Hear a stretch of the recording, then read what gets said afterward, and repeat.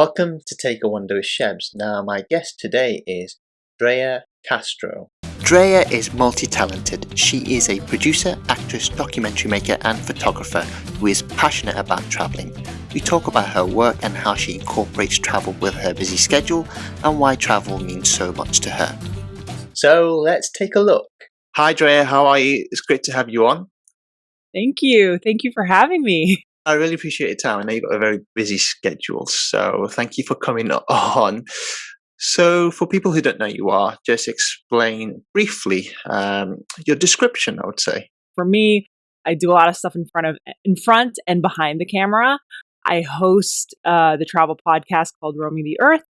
I'm also a former host of LA Fashion Week, as well as an actress. But behind the camera, I'm a photographer and a content producer, and I am also a documentary film director. So yeah, I do a lot of different things. So since we are talking about travel today, I'd like to find out where the initial love for you for travel came from. I am an adventurous traveler. I love to climb mountains or go to places that most people probably wouldn't go to. And I think that's always just been a part of me because I remember when I was like 7 years old and looking up at the top of a mountain in New Jersey. There's not that many mountains there, but there's the the Appalachian Trail. And I would just look up and I'd want to climb that mountain. Something inside me just wanted to get on top of there. I didn't know how. I didn't know why, because none of my family members really did any of that stuff. But something inside me just needed to climb. And so eventually in life, I ended up pursuing that love much later, like in after college and stuff. But that I just remember just being like, I need to go there. And I remember looking at photographs of Ansel Adams and looking at mountains and just being like, I want to go to this place. This is magical. Like Yosemite, where is this? And being like 7 years old, 8 years old, looking at this like book and just wanting to be there and not understanding why I wanted to be there. Because again, it wasn't something that my family really pursued, So I don't know. It's just innately in me. You live in the United States, but your family originates from, is it the Philippines? Yes. And I actually was born in the Philippines and I came here when I was really young. How old were you when you moved across? I was like four years old. So do you remember much of the Philippines? That I assume you don't. I do actually. I remember some of the Philippines when I was young. Like I have like very, very a few memories, but then actually every summer we would go back, from middle school on through high school. I started going back every single summer and I went to high school there for a year actually. So you've experienced both the American culture, I guess, the Philippine culture as well at the same time. Oh yeah. So I guess that's very important when you're growing up and then getting a bit of perspective on, I guess, your parents. Obviously you are Filipino as well, that type of culture. So when you move across to the US, you've got both best of both worlds, really. Oh yeah. And it definitely changed my perspective on life in general. Going to school in the Philippines really, really made me realize that there was this other world that was going on, not just in the States, like in the States, like we're living our lives. Like a lot of times you don't realize that there's like a whole nother thing. Just because of our culture, we're kind of just like caught up within the American culture. Meanwhile, there's this whole other world that I just got opened up to, like this is, the Philippines and this is the kind of food that we eat and we live it was just very different. It's a culture shock for anybody that, would come from the States. at a young age, I guess, do you get a sense of a feeling that this is what your parents went through? And obviously, you said you went to school. I guess, the appreciation of your family's lineage in the Philippines? Did you understand that at the age, or I guess, of when you moved away from Philippines at the age of 4? My mom, I don't have a good relationship with my mom. So that's the whole, let's preface it with that. However, there are certain things about her that I appreciated. Like she was very, very, it was really important for us to stay connected to our culture. We spoke Tagalog, which is the main Filipino language, at home. And we ate Filipino food, and it was just a part of who we were, even though we were, here in the States. We were assimilating. We were also we held on to our culture. So I do appreciate that about her, and just wanting for us to be connected to home. And so whenever we would go home, it was like home.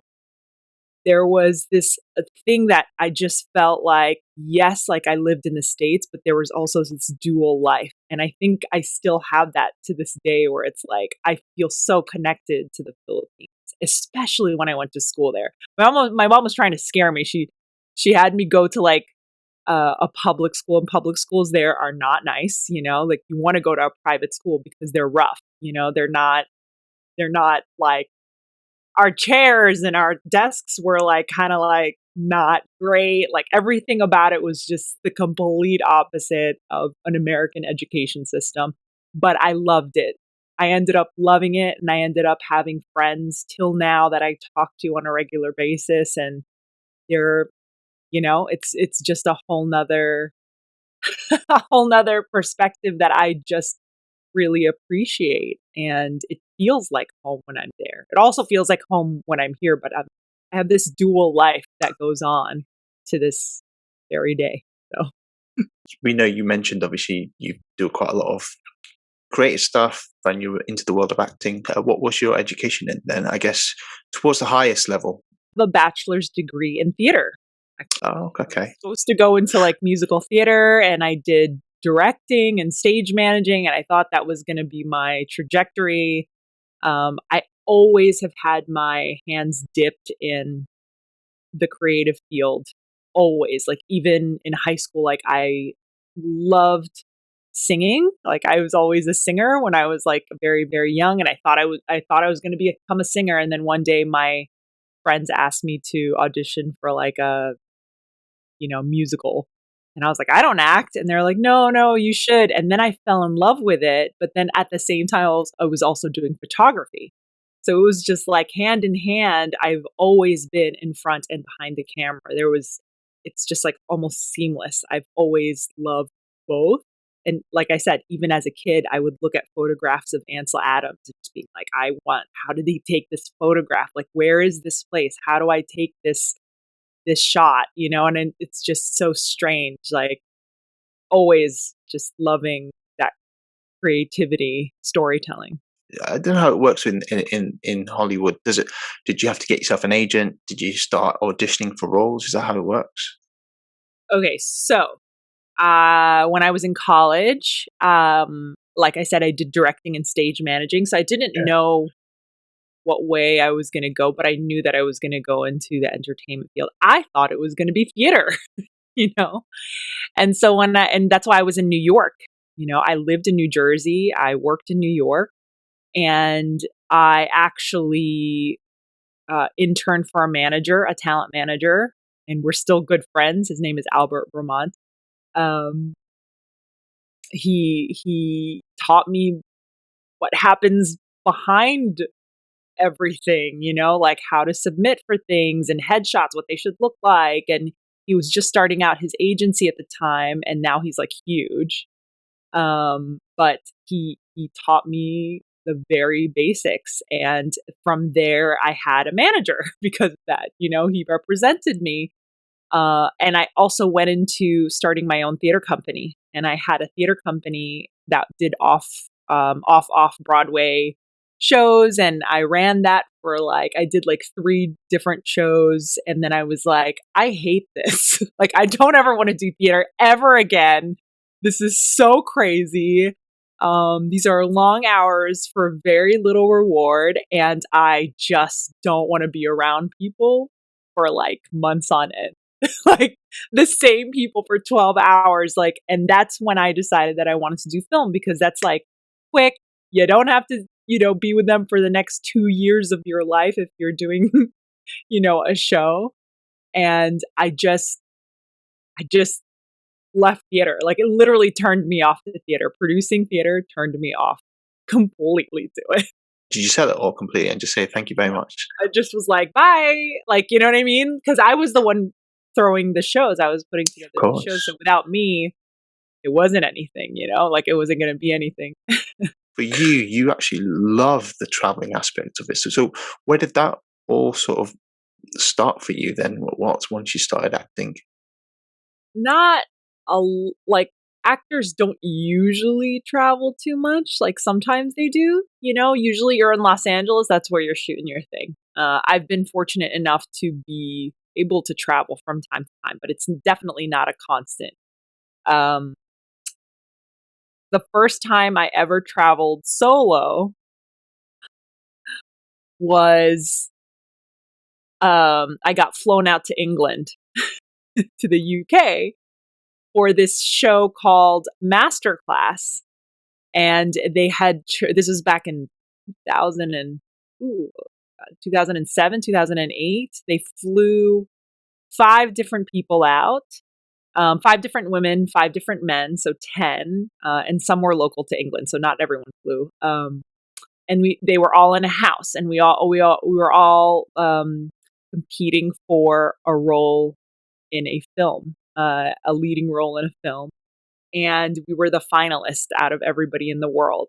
So that was the very first time I ever flew, and I remember just being so confused, not knowing what the heck to do, and just loving meeting all these different people. And again, those people in that house are still my friends to this day. There's a whole drama to that whole situation, because it ended up like falling through because like the director started sleeping with the girl. Anyway, long story, but you don't even want to hear that. There's always like weirdness in Hollywood or in filmmaking, but that's basically where that went. It was this big whole shebang. We were getting photographed, like press was doing stuff, and then it all went down the drain because of that whole situation. Hollywood. I guess obviously when things like that happen for your career, actually, does it really does it open up your eyes in the industry? Because I assume you're quite young when you went to England for the first time. Yeah, I was Ha, like 22. 22. So at that age, you're still sort of getting to grips with, I guess, life in general, aren't you? And at that age, you're quite vulnerable, as I can remember, anyway. But you mentioned obviously solo travel. Is that what you do now? A lot of solo traveling, or do you go with anyone? I definitely go with people. I'm definitely not a solo traveler anymore. But I just I just remember how valuable that was, how powerful it was to kind of travel on your own. And there's been moments in my life where I have, and it's a whole nother thing. You have a lot of time with yourself. You got to really love yourself. You end up having to really fall in love with yourself and be satisfied with who you are. And I think that's the importance of solo travel for sure. So it's very valuable. And if I could, I would probably do it more, but I'm always like bringing people along. People always want to go with me. And obviously I'm with someone so that, like it's a whole thing. But maybe I'll take a solo travel trip one of these days. Your love for travel has grown over time. You've been to many places. I guess what does travel mean to you then? Always ask this question, and I've never actually thought about it for myself. Okay, I think travel means adventure and an exploration of a new place and also myself. Travel means finding myself when there's so much noise in the real world or where I usually am. Travel is my release and the ability to find myself again. I guess it evolves, doesn't it? The reason behind your travel will always evolve. So, and the reason why I asked you that question because your love for it, you started a podcast as well called Roaming the Earth, and well, you ask people questions about their travels. So, how did that begin, and why do you feel as though it's important for you to get people to tell their story? It all began because I broke my foot. When did you break your foot? This was last year. Oh, okay. In the middle of the pandemic. Actually, the very beginning of it, I've always wanted to do a podcast, but I just didn't, I didn't have time. I didn't have, the reason to. And obviously, in the middle of the pandemic, we just we couldn't do anything. But what made it worse is I was walking down the stairs in the middle of the night. I went to the bathroom and I was like, I gotta go to the bathroom. I hate going to the bathroom in the middle of the night. And I have these stairs, and mid-step, I fall asleep.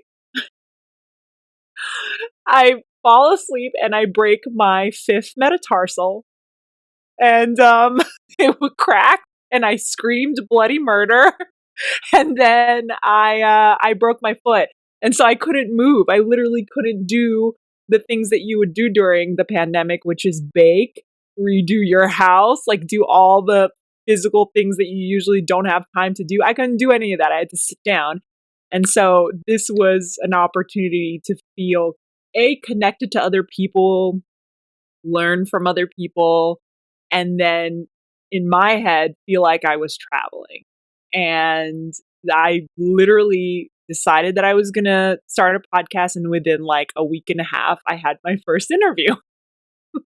And I just did it, And I think that if you know who I am, if I have my mind set on something, I'm just going to do it. I'm not going to take my time to do something. I'm literally just going to all right, I'm going to do this thing and then just start it. And that's just Drea at the core of who I am.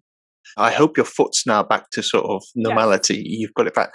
It's interesting because with your profession, I would have thought you would have gone in with, I guess, a podcast on acting or, how to get into the world of acting or the Hollywood world, but you decided to do travel. So 100% I could have gone down the other route. But I gotta say, I love acting.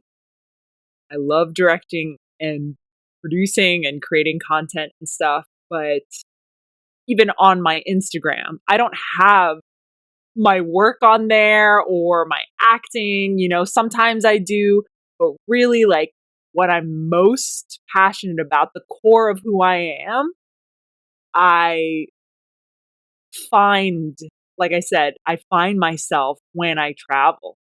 I can get lost in acting. Acting is hard. Acting is not easy.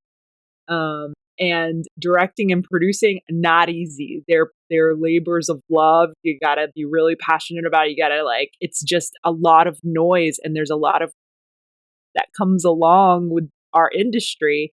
And so for me, the best moments of my life have been in the middle of nowhere where it's super quiet, or I'm meeting somebody that has in their life have changed a whole generation, or just learning from someone. I do a lot of documentaries when I'm going to travel. I usually like to travel with a purpose. And that to me is so fulfilling, and it feels like I'm grounded again. And so it's not that I don't love acting. It's not that I don't love the entertainment industry. I love that, but that's a lot of noise, and it's a lot of other things that come along with that. Traveling is pure, Traveling is pure. It's this very um, go down to the simplest of things. I like to travel adventurous, so I backpack, I hike, I climb, and it becomes where do I go to sleep, shelter, food. I need to, one foot in front of the other. It becomes about the most like simplest of your needs, and there is no more noise, and that's why I focused on that, because that to me is like the purest form of myself. I find like Drea without any other things, Amazing to hear that even with a profession like what you've got, and you're I guess it's the creative world, which is fantastic. You still felt as though that your experiences whilst traveling was greater, and you wanted to show that, and because you spend a lot of time, I know, especially there's a new app that's come out called Clubhouse. You spend every week 3 hours a day hosting 3 hours per week hosting a group there. Obviously, the podcast itself. So I guess the energy that you give to the world of travel and getting people to tell their stories is admirable. The method and the way you do your photography, and I guess with any of your content creating and your producing and filming, is it making sure you take it right the first time and not having to rely upon post-production? I used to think that way when I had a film camera. I started in the darkroom when I took photography classes. Yeah, same here. It was always the dark room. So Yeah. and as I said to you, the teacher would tell you, you got 30 film reel, 30 rolls. Yeah, 30 rolls. Yes, make sure 30, you take 30 shots. Yeah, 30 shots. Make sure you take it right the first time. So sunsets, make sure you get it right. Sunrise And that's the thing. Like I've kind of moved with the digital world. I definitely like if I'm taking a shot, I take probably 3 different exposures. I'll combine those exposures so that it's closer to your eye, and I definitely think about the photograph. Like I still have those elements of like, all right, I want to take this shot, and depending on if I have that camera in my hand and I'm quickly just taking a shot, obviously I'm just going to quickly take that photo. However, if I'm composing a shot and I'm sitting there and I'm like, all right, sunrise is happening. I want this shot from this angle. I'm like preparing for that shot and I'm thinking about it and I'm going to take 3 exposures to this. I'm going to combine these 3 exposures later on.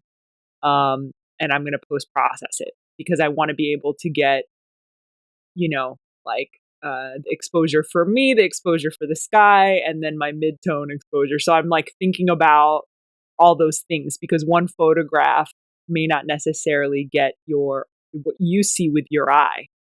And that's like that's the advantage of current photography is that you do have the option to get that shot 3 times and combine them or, do post-processing later. So it's closer to what you see. So it's just that to me is like, how cool is that? Because before, when you take a photograph, you're like, all right, well, I'm in the shadow, this person's in the shadow, and then the sky is, blue. Like, which one do I want to expose for? And you're not going to necessarily get what you're seeing with your naked eye. Camera just doesn't have that capacity, but now you have the advantage of doing that. And that's pretty cool. But any of my work that you see, especially that I post, I don't touch them at all. So I've never, obviously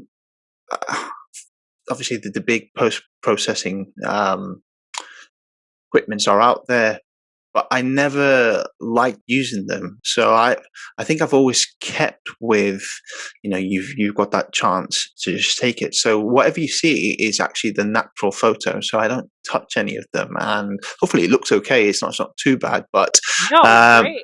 Yeah. Well, so I guess the art of taking photography has changed as time has gone on. But I would say I guess what I'd ask you is, have people become more? I'm not saying your way of doing it is, is lazy or anything, but do you think people have become reluctant? Are relying too much on post processing and post production? It again, it depends. Like I can take a photograph and it will be okay, but I can make it better and closer to what I see by post processing. So absolutely, I take photographs. Like I said, it depends. If I'm on the go and I'm taking quick photographs, I'm taking that photograph. I know that's the only shot I'm going to get because the person's moving fast and like, you know what I mean. There's like a difference between, like I said, composing a shot and then also taking something that's like almost like a documentary shot or photojournalism. And that to me is like, whatever you get is whatever you get. But I don't know. I feel like there are some people that really, really, really like rely on post processing. I don't have to. It's my choice if I'm taking a photograph in a specific way. I do exposure bracketing. So it's just, I'm getting all the exposures at different places because like I said, when you look at, especially if you're taking sunrise or sunset shots, you're not going to be able to get that. I mean, you're post-processing, you have to post-process because otherwise you're going to get a silhouette, which might be the shot that you want. And that's the way I used to shoot. But now I want to see the detail of what's in that shadow because that's what my eye sees. And I want it to be as close to my eye as possible. So, like I said, it all depends on what you want to create. And I think some people do a lot of post-processing. Like some people. Well, I guess social media is the biggest culprit of it, isn't it? So you don't know what you're seeing, if it's genuine or not. And a lot of the time it is. In fact, I had this one guest who came on. I'm not going to mention who this person is, but, the photo, it was just so badly edited, and I'm very good by that. So I'm sure you're probably very similar. I'm a bit like if you send me a picture, I can tell if you've edited it or processed it. Even with the naked eye, a lot of people can't tell. I'm sure you know that. I always sort of say, when you go into a pawn shop and ask the person behind the counter, can you check to see if this diamond is legit, and they check it to see it is. I'm like one of those when it comes to photos. You see, because I've seen that many. Same thing as well with videoing as well. By the way, I can tell how, because I guess if you've done the work, if you've done it for years, and you sort of pick it up. So, yeah, you can tell. Yeah, but I think this is where I think the money now in photography has gone away. I would love to have sort of, gone out and made money based on but the money's not there really. I guess the money is now shifted towards social media, and what you see on social media, I'm not too sure if they're genuine. I have clients, and this is not my landscape photography. I have clients. I gotta post process it. That's the standard. And some clients, they don't want to see a single wrinkle on their eye, under their eyes. They don't want to see any, like it looks like a completely different person. I had one client, and I'm not going to mention her name. I edited her and I toned down her wrinkles. And of course, very LA, she was like, I don't want to see a single wrinkle. And I'm like, if I take out your wrinkles, you're going to look crazy. Like, you're going to look crazy. And she was like, don't want to see them. And I'm like, all right, you're going to look like a crazy person. And I edited it, and she still took it and then brought it into, I forgot the program. I don't know. There's like a program. I'm sure anybody who's listening would know this program, but there's a program that completely turns you into like a Barbie doll. And she looked crazy. And I was like, do not tag me in this photo because that's not how I took the photo. And now you're editing it to look like you're crazy. Like, so, yeah, like Los Angeles clients. And as you said there rightly, you don't want to be tagged into something that you've not done. It's not your work, and it makes it look like, I guess, it's a bit of a market. But it's interesting to see. It'll be. I feel as though it's not going to be coming back. It's going to be social media. This is how you take photos. This is where the money is, which is a bit sad because I love the old school type of photography. What is your favorite spot that you've taken a photo whilst traveling? I still love Machu Picchu, man. I love Peru. It's like my favorite in the world. It's just magical. The way that the clouds move when you are there in the morning in Machu Picchu, the cloud, you'll have cloud cover, and then all of a sudden it'll just reveal itself because it's starting to burn off the clouds with the sun coming up, and it's just, I just remember that. And I don't have, like, I've taken a lot of photographs everywhere, but that particular place was just an energy. Would you say Peru, Machu Picchu is one of your most transformative travel experiences? Yeah, yeah, for sure. That's when I fell in love with adventurous travel. And there was something about it already that I just knew I've always wanted to go there. It was part of my bucket list at the time. And Did you hike, by the way? Did you do the I did. Did you trail? How did you find it? Because I did the same thing. I did the trail. I did. You did the Inca Trail. No, I actually did the Laris Trail. So that Oh, one's okay. slightly. Have you heard of the Laris Trail? I have. I did the Salcantay Trail. Right. So I know there's another one as well. So the Yeah. Inca Trail. The issue I had was most people would have if you're like myself who books things very last minute. You have to book it 6, 7, 8, 9 months, and I just don't have that sort of time because I always say anything can happen in that time period. So you book, 2020 was a prime example. So and then when people have said, "Oh, you need to book things towards the," I've always done that. So Laris Trail, I still had to book that actually 3 months beforehand. So I was very lucky. I think there was like 3 spots left during the time period. During the time period I went, and I managed to book the trail. And for me, it was like the most physically exhausting thing I ever done. I don't know what it was like for yourself, but when I reached the, uh, I guess they call it the Sun Gate, don't they? And then looking The at Sun Gate. looking at the beautiful view of what you see in photographs, it was like, oh my goodness, and it was like it's a very magical moment for me. So, so I guess what was the trail like for yourself? I guess did it really open you up as an individual? Same situation with me because I think we went up to, I forgot what the Salcantay Trek is, but it was about 15,500. So it's not too far from Yeah, what you did, and it was hard. It was so hard, and I thought I was gonna die, and I could barely move. Like, I had to lay down. Like, I had full on elevation sickness, and I have that problem. I don't know why I climb mountains because I'm definitely supposed to be at like sea level, and I've said this before on my podcast, talking to people about climbing mountains, because that is when I realized, like, hey, Drea, you were born on like on an island in like the Pacific. What are you doing up here? And every time I go, I'm the one that gets sick, and that was the hardest and highest climb I've done so far, and I was sick, and they put me on a donkey at the last. I think there was like maybe like 300 feet left, and I was like, I'm gonna die. Like, you need to turn around. I'm like, I will not turn around. I will keep going. I will not turn around. They're like, well, we're gonna put you on this donkey because you're gonna die. And then they put me on a donkey, and I remember just like holding on for dear life. This did not have like a proper saddle. It was like not, it was supposed to be for our food. Like, it was supposed to be for our kitchen. And I just remember suffering so hard. And then we get to the top, and I could barely like walk. And then finally we get down from the trek, and that day you're going to go from 15,005 to 9,000. So I knew that it was just like, it was just a little bit, and then we were going to go descend.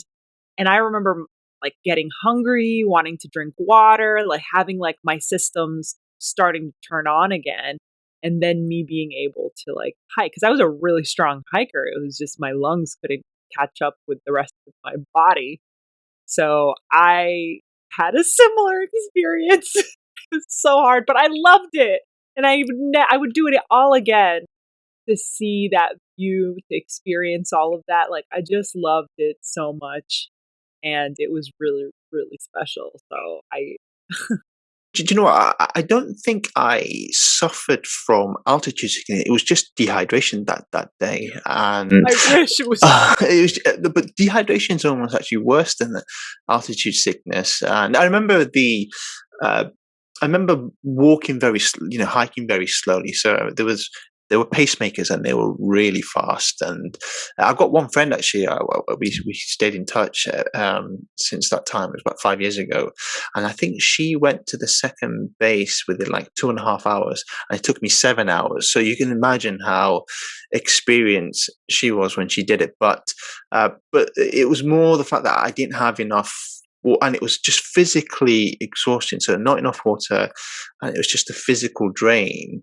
But I think that was obviously because of the fact that there was lack of oxygen as the further we were going up. So You feel it in your legs, like when you go from like sea level to starting to climb, you actually feel the lack of oxygen in your legs. You feel it in your entire body, and then it weighs on you.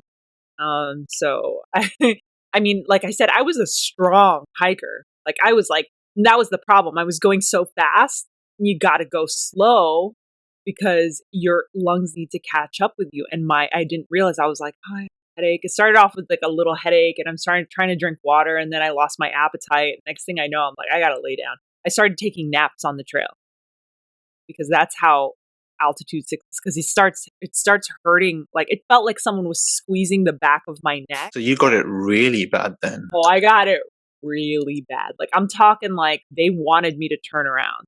They were like, you need to turn around, you need to go down, this is dangerous. And I was like, I will not.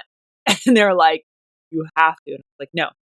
And I was like being really stubborn because I knew that it was just like a little bit more, and then we would descend so like into the jungle. So it was just, I'm telling you, man, like it was bad. Like I could not walk one step. I couldn't drink water. I couldn't eat any food. I was so sick. I thought I was going to throw up. And like, it was just like, and that's like my fear. So like, if I ever get to the point of like wanting to like throw up or anything, like I'll hold it in and be sick, and because I hate it. So it's like I was such a mess. I loved it at the same time because I would do it again.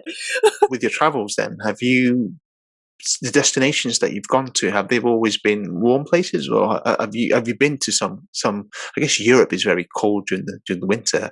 Have you been to any destinations for the weather based on the heat? Funny enough, I rarely go to heated destinations because I climb mountains. Oh, of course. I'm freezing my butt off. But like I said, I'm not gonna go to like New York is freezing. I hate cities and cold, right? Like if I'm going to be in the cold, at least let it be a mountain that's gorgeous and, maybe cold, but like I've worked for this, and also I'm hiking in this, and it's just, it's beautiful. So I tend to go to colder destinations because I climb mountains. So like Peru was pretty cold when I went. Especially climbing up the Salcantay Trek, was freezing up there. And then Nepal, climbing around the Everest region, it was freezing because I went in January, so dead of winter, negative like 15, -15 there reached where we were, and that's freezing, -15 Fahrenheit. So that's cold. Yeah, so I tend to go to really cold areas. Banff, Canada, I went in the middle of winter. So yeah, I love to be warm, but I choose to be in cold areas because of the scenery. With my travels over the last 10 years, it's been non-stop, just wandering around, like free, constantly on the move. So I said to myself, well, I'm going to slow down in 2020. And I didn't think I was going to slow down that much, of course. And then when I was lucky enough to I did go away to Turkey in September till October. So I did a month. and I because I hadn't traveled for like 5 6 months. My traveling was a lot. I felt it was a lot better because I wasn't as tired. But I think it was getting to the point where I said to myself, I need to slow down now because I think I've done majority of what I wanted to do. Now, whatever I do, there has to be some sort of meaning behind it. And with my travels, there's always meaning behind it, but it's given me giving me more of a reason when I travel now that I want to, take it in because who knows what could happen in the future. I mean, 100%. Traveling is forever changed. I think more people are going to start traveling, actually, to be honest with you, because they've now been kept in their homes. And like I said, absence makes the heart grow fonder. And now I bet you people are going to start to once everything normalizes to the new normal, people are going to start to travel. And you can see it in the rise of the airline stocks. It's starting to rise because people are as things are starting to open up, as we're getting the vaccines, people are starting to kind of go off on and do their thing. I know I am. I'm planning on going somewhere. So yeah, it's definitely, I just miss it so much. And thankfully here in the US, there are national parks. We have such a huge country. There's so much to see. So fortunately, that's what I did last year. I kind of went and did, the local national parks, and I went into the backcountry to get away from people, So that has been such a blessing in disguise for me because if the whole situation in 2020 didn't happen, I probably would have never made it to the Grand Tetons or Wyoming and Idaho and Montana. That would have been something I did later. But because of everything that went on, I was able to really explore those areas in the US, and it was just amazing. And I loved it, and I can't wait to go back. So, you just make your adjustments, I suppose. But I'm definitely looking forward to going out and experiencing a different culture again, where I'm the one that's the odd man out and I can't speak the language and I feel uncomfortable again and I try new foods again. I'm just looking forward to that whole experience. I miss it so much. Just ask you about where you see yourself, I guess, career-wise, and how you're going to incorporate more of the travel. I booked a film where I play a leading role, and she is Filipino. So we were supposed to be in the Philippines and have already shot this film, but now we've had to adjust and do some of the scenes here in LA, the interiors, but we're planning on going to the Philippines. So that's in my future for sure. We're definitely going to, at one point, get to the Philippines or a country that looks like the Philippines. Who knows? Because it all depends on everything that's going on. And then as far as me traveling in my career, I 100% see myself continuing my documentary that I'm doing about women around the world who's overcome adversity. And I've been trying to look for different subjects around the world, trying to connect with people to see who I can interview. So I see that in my future. And I love telling stories, so I don't see myself stopping that. And I love telling stories in places that are harder to reach. So I see that in my future. My dream is to do documentaries around the world. So 100% that's going to happen. You're doing documentaries, did you say on women? And is it based on travel or what is it based on specifically? I basically had this idea of just women around the world who has gone through some major adversity, in whatever region, and I'm just focusing on their journey and how they've gotten themselves out of it. So definitely like an inspirational kind of thing. I tend to do films about underserved communities. I'm doing one on 11 blind hikers summiting Mount Baldy. I'm in post for that. And I'm almost finished with that after such a long, long time of working on that. And now this is my new project, and hopefully it'll just continue. You know, I'll find other things and continue that passion for travel and then telling stories. With the documentary, have you got a network behind it, or are you going to try and pitch afterwards?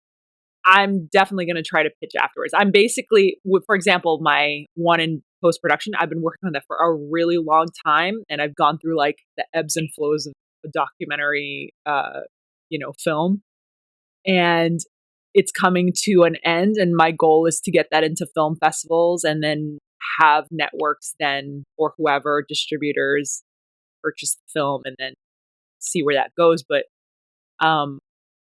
I'm just really passionate about it. These are like my passion projects. This is something that feeds my soul and makes me feel like I'm connected.